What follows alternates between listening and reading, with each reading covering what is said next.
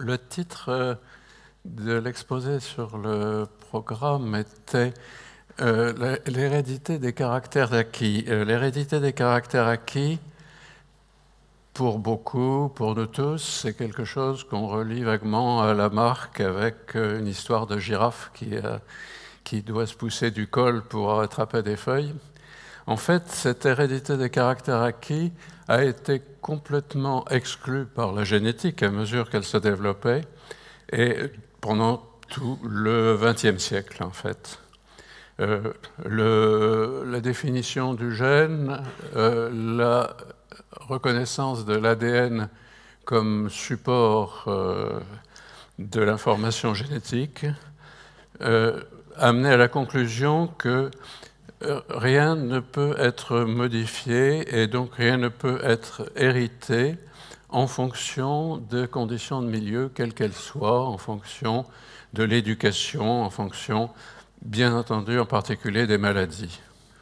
Et puis, comme d'autres sciences, la génétique a dû remettre en question ce qu'on pouvait considérer comme les principes les plus solides, et les premières questions sont venues des médecins.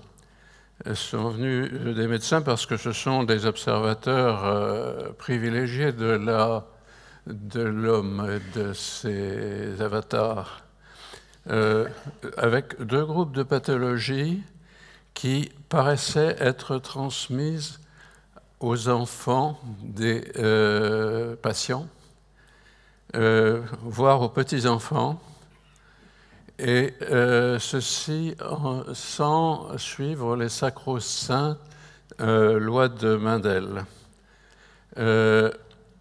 Ces deux groupes sont d'une part des conditions pathologiques liées à la nutrition, à une nutrition trop grasse ou au contraire insuffisante, et d'autre part des conditions psychopathologiques, dépression, stress, et aujourd'hui on va considérer également autisme.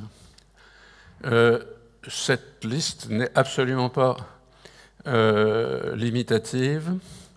D'autres exemples sont cités un petit peu continuellement. Ces deux cas que j'ai mentionnés sont les mieux documentés. Comment documenter? Il est très difficile à partir de l'observation uniquement clinique pour beaucoup de raisons. D'avoir une solidité scientifique, une sécurité dans l'interprétation. D'une part, on n'a jamais ou rarement des échantillons suffisamment nombreux pour avoir une sécurité statistique. D'autre part, comme ça a été d'ailleurs mentionné ce matin, nos génomes sont tous différents les uns des autres et ça introduit donc une variabilité supplémentaire importante.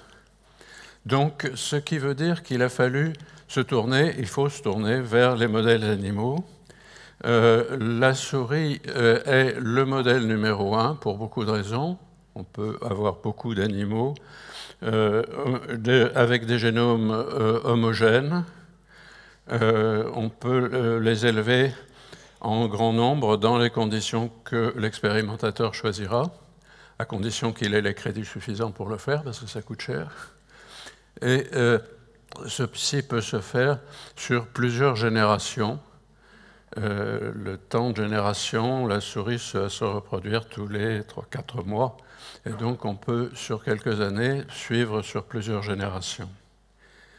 Et la question du mécanisme, nous avons deux bases importantes pour en parler. La première, c'est si nous analysons l'état du génome du malade et de sa descendance, on trouve qu'un certain nombre de gènes sont soit exprimés à un niveau plus élevé, soit exprimés à un niveau plus faible, soit pas exprimés du tout. Il y a donc un phénomène de programmation de l'ensemble du génome, et cette programmation, elle provient d'un élément directeur qui est apporté. Ce qui est important, c'est que cette hérédité peut être une hérédité paternelle. Chez la souris, on peut s'arranger pour que le père n'ait vraiment qu'un rôle absolument minimal. Le croisement, le spermatozoïde va féconder, le père disparaît de la scène. C'est évidemment un élément de plus qui n'est pas facile à retrouver en biologie humaine. Donc, c'est le spermatozoïde, cette petite cellule qui était considérée comme apportant simplement un génome, une fraction de génome, et rien d'autre, qui amène aussi le programmateur qui va mettre en route le génome de l'organisme avec des différentes expressions selon les gènes. Donc, sans qu'il y ait modification du texte génétique lui-même, il peut y avoir on peut avoir des effets très différents. C'est ce qu'on appelle quelquefois aujourd'hui épigénétique, ce type de régulation qui, en fait, n'implique pas ni des systèmes de protéines régulatrices, comme c'est dans le cas dans les réseaux complexes que l'on a encore regardé ce matin, mais qui implique, on le sait aujourd'hui d'abord, des acides ribonucléiques, un autre type de molécules régulatrices, et qui ont des effets à long terme pendant toute la vie de l'individu et éventuellement transmis à sa descendance sur la mise en route du génome. Si vous voulez une analogie avec un orchestre symphonique, on a la même partition, mais qui, jouée sous la direction de chefs différents, peut donner des résultats complètement différents. Je vous remercie.